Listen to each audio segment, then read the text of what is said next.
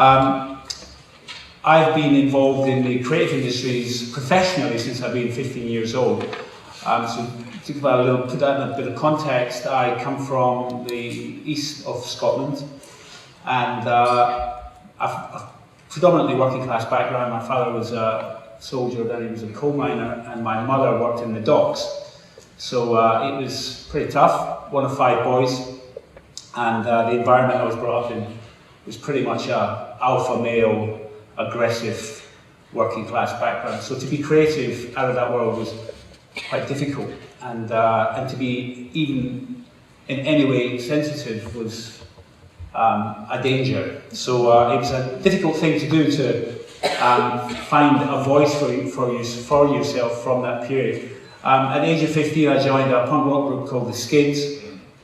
My mother was absolutely destroyed by that decision. She thought I was going to be the first member of our family ever to go to university, and she was very proud of that, and I completely ruined it by joining a punk band. And the punk band were quite successful very quickly, and I was very proud to go to say to her, we've just been voted the best punk band in Scotland, to which she replied, "That's okay, but you're the only punk band in Scotland." So she was a wily, wise old Irish woman who saw through my bullshit very quickly. Anyway, I think the important thing for me was to find a voice and generate a kind of sense of who I was before really I joined that band. And the person who was a tremendous influence on me was my oldest brother, Francis. He was an amazing guy. He was into all kinds of quite avant-garde, strange music. He was a hippie before people really understood what hippies were in the environment he came from. And he also had a deep love of graphic novels and comic books, which he actually spilled into my life with great joy. So, you know, from a very, very early age, I mean, if I'm talking from 5 or 6 years old, I had a sense of the music of Captain Beefheart or Frank Zappa, or really quite strange West Coast American punk music from the early 1970s. And also cinema that was a little bit more edgy and interesting rather than the usual fodder. And he introduced me to the world of Stanley Kubrick, for example, who became a great hero and influence in later years. And of course, not to be ashamed of poetry, and to a deep love of poetry, and understanding that the lyricism and delicacy and anger that sometimes vibrates from a poem is something that can fulfill your life in many other ways. And that kind of involved a mantra in my head that you can feed the body, but you must always be feeding the brain. But certainly from a very, very early age, he became an amazing influence on my life. He was, unfortunately, slightly mad, and a little bit of that madness crept in too. And he went off to become a Hare Krishna monk. You've got to again put that in the context of the world we came from. As I say, it was guys who worked in the docks, or they were in the British Army, or they worked down the mines. So, you know, these were classic macho male working class guys.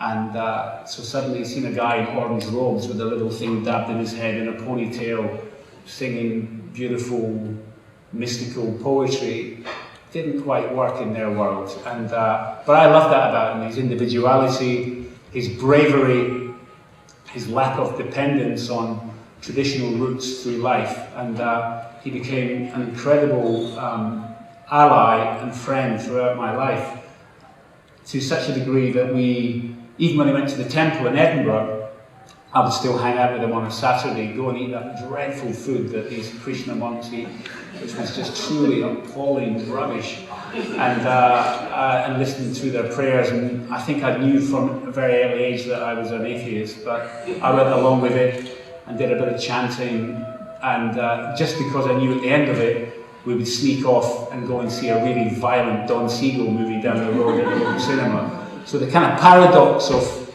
his gentleness and sense of love and kindness was also matched with a deep love of crazy, edgy, mad music and slightly out there movies, which again has stayed with me all my life. So that's the kind of stuff that formed the shape of someone making their way through life as you try and find a voice, and a kind of sense of who you are in this world and how you're going to define yourself and make that voice work for you. And do you have something to say? Is it something that you feel so enraged about that you really feel that you have to share that with people, or something that you feel is so exquisitely beautiful that you also want to share it with people? For me, it was the former.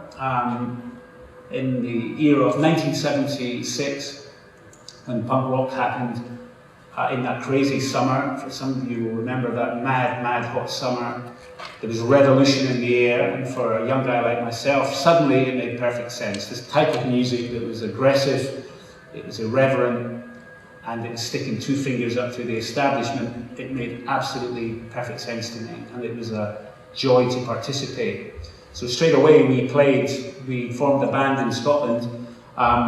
The reason I got the job as a singer was quite clearly, anybody who's ever heard any of my records know for sure that I can't sing, and that's with no false humility. I was pretty rubbish, but that was the point, you know. And also the real reason I got the gig in the band is because I had black hair with a white bit down the middle, and they saw me in the street and went, well, he'll do. And I got the job as a singer, and it was an amazing experience. But the frivolity aside, actually, it's quite a serious thing for me, because at that time in the world I was part of, it was very, very difficult for a young person leaving school to get a job, and certainly in that area, the only thing available was joining the British Army or working in the docks. And the mines, of course, were closing. So a lot of my friends ended up joining the army and were sent to Northern Ireland, which was at the height of the Troubles. They didn't join the British Army because really they wanted to. They were given this false idea that they had a choice, and they didn't really have a choice. And they didn't want to be a statistic, an unemployment statistic. So before they knew it, after a bit of training, they found themselves in places like the Falls Road in Northern Ireland, and East Belfast and Shankill Road, really tough areas where people were poisoned with their own sense of hatred and rage and their own personal ideology. And it really was a terrible cauldron of hatred for a young, somewhat innocent guy to be thrown into. And nobody really cared about it. And this is something that has stayed with me. It's almost that I've come full circle. I want to show you some of my later work now as a filmmaker, and some of the film work I've done here in Bedford, feature film work. It's my film Wailing Song, which previewed in Cannes last weekend, is about a young person who couldn't get a job and he ends up in the British Army, and this time ends up in Afghanistan. So it's obviously something that I care about. I don't really care about imperialism and the sense of intervention in other people's countries, which I disagree with. I really care about young people who can't get jobs and who find themselves with this thing called choice. And I truly believe there is no choice for them. They don't want to be a statistic, so they find themselves in a place they don't really want to be. So I kind of come full circle in my storytelling, or maybe I've only got one story to tell, but it's a good one, and it's one that I care about. It burns in my heart, it makes me angry, it makes me laugh occasionally, but I really do genuinely care about it. Even at this stage, I'm 52 years old now, and I started writing songs like Into the Valley, The Saints Have Come in, Melancholy Soldiers, when I was 16 years old, songs about the same people in the same predicament in a different geographic placement. So, you know, it's something that really does mean a lot to me. So punk rock gave me the platform to voice my opinion, and I felt it was an opinion that I wanted to share. I don't think at any point in time any member of the group I was in thought about stardom and fame, and you know, I remember being on Top of the Pops when we were 17, and Jimmy Savile was the presenter. It was really quite freaky. I think even then we had a kind of creepy antenna that said there's something wrong with this guy. But it was a very weird environment. We never really fitted into that world, and we never really wanted to fit into that world. But what we did want to do was cultivate a sense of who we were, not just through our music, but through our own sense of what we could achieve through publishing our opinions and other people's opinions. So at that very early stage, we started our own label, and it's called No Bad. And in Eastern Scottish culture, no bad kind of means cool. It's no bad, it's not brilliant, it's not amazing, but it's not awful, it's just no bad. And that was my label. I started that label in late 1976, and right through to 2013 I still own that label, and that label now creates audiobooks, it publishes books, it makes feature films that are released throughout the UK and the rest of the world. It helps other filmmakers, it does workshops, and now it's starting to do, believe it or not, its own clothesline. I've got elderly ladies who maybe were retired but still have incredible energy. Hopefully all over Bedfordshire will be on their sewing machines and getting paid making these crazy items of clothing, which we feel have a place out there in the bigger picture. So the identity was formed, the sense that you're in control, you're in charge. The fanzine we created was called Kingdom Come. We were from a place called Fife, and it used to be the capital of Scotland, Dunfermline. And from there we created our own fanzine. We had our own cinema reviewer, we had people who went to, there weren't restaurants in those days, there were cafes. So basically each week we reviewed bacon, eggs and chips in different places. And we did that with great aplomb, and it was an exciting little thing to do. We distributed it through the local schools, the local bars, but we were in control. We were in control of the editorial element, and we were in control of the general shape and design, and we really loved all those things. I mean, it's something, if you really care about the minutiae of that, it's something you can spend an awful lot of time on. But in those days, there wasn't the tools available. There was no such thing as Photoshop, InDesign, or of course, you know, the various proliferation of social networking and creating websites, etc. And then it was very, very simple. It was finding somebody who could print 500 or 600 of them for you, and you'd get out there and sell them, of course.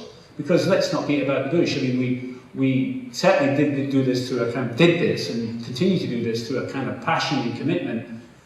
But we want to make a profit because we want to redistribute that profit in the right kind of ways. I mean, we're not looking for Ferraris and Maseratis because that's totally idiotic. But we are looking for ways to create new elements to the brand and bring new people on board, which I think I want to take further into my talk when I talk about how I made my film Wailing Song here in Bedford. But certainly at this point in time, punk rock formed the identity, the DIY culture. You don't need a big record company like EMI or Phonogram or any of the others, or Sony. You only need your initiative, your energy, your level of commitment and energy. So that was the kind of beginning of it for me, the Skids, creating No Bad, and then of course the fanzine gave me a creative freedom, attention to detail, an absolute sense of your individuality, who you were. We weren't entering the world of what we call homogenized timidity, that kind of banal thing that was out there that it seems to suck you into it, it sucks the juice out of you. We never allowed that to happen. And we retained that passion, be it through anger or be it through a different kind of sense of what the story is that we want to tell. This here is a kind of collection of different clips from my movies, or it was, until somebody switched it off. It gives you a sense of, you know, the kind of graphic quality of what we've tried to do with our films. We make our films for tiny sums of money, almost laughable sums of money, but we want them to have a high production value, something that will sit on a big screen in Cineworld or one of these big screen environments, and not make people blush with embarrassment like I've just done in this room. But the films sit very well in those environments.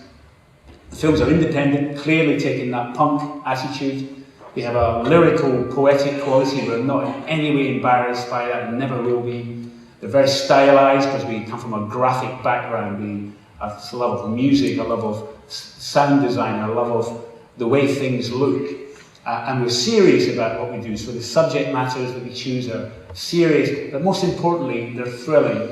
We bypass the UK tradition of social realism, and we went into genre, but we take serious subjects and we push them into the world of, say, a thriller, for example, or an action thriller. Much, much more exciting for an audience, be it an older audience or a younger audience. I don't think audiences want to be lectured. I don't feel they want that kind of didactic thing thrown at them. They want to find all the seeds that you've sown in the film. They want to find the subtext themselves. They don't want to be punched in the face with it. They want to be punched in the face with the visceral qualities, that you're serious as a filmmaker, that you're serious about the subject matter, that you really care about the production values, that you've really gone into detail. And how the hell did you do that without having any money? The first movie I made was called 16 Years of Alcohol, which again took me for full circle. I'd made 2 movies before that, one for Sky called Tube Tales and one for Miramax called Heartlands. But this is the first film I made as a writer, director, producer. And it was the story of my brother Francis, the guy who was the incredible influence on me. Francis, unfortunately, was killed or murdered in a park in India and was left there to die. And that was a tremendous thing that happened. I mean, these are the kind of things you read about in other people's lives. You don't read about that in your own life. That's something you read about in the newspaper that happened to somebody else. It doesn't happen to you. Well, it did. And it was a massive, massive emotional and mental blow to me. So the way I came out of it was to create this film, which is something I'm very proud of. It's a very lyrical, poetic film. Somebody once said to me from one of the British public funds that, do you think a man from that background would be as lyrical and poetic as that? And I really wanted to really punch this person in the face. I didn't. I thought my movie will punch them in the face, and hopefully it did. So that was the beginning for me, and I started with a very personal project. That was the template. It's micro budget, intense preparation, strong subject matter, high production value. You can't cheat an audience. You can't expect people to come along and pay to see these things without having something very special at the end of it. I think they really need to feel that you've offered them something big and powerful. We now live in a world of convergence. I'm actually more from the field of divergence. I don't want to be the same as everybody else, and I don't think anybody in this room wants to be the same as anybody else. We want to be different because we are different. We want to find our own voice. We want to find our own route. It's taken me this amount of time. I still don't think I've found it, but I'm getting ever closer by the second. Thank you very much.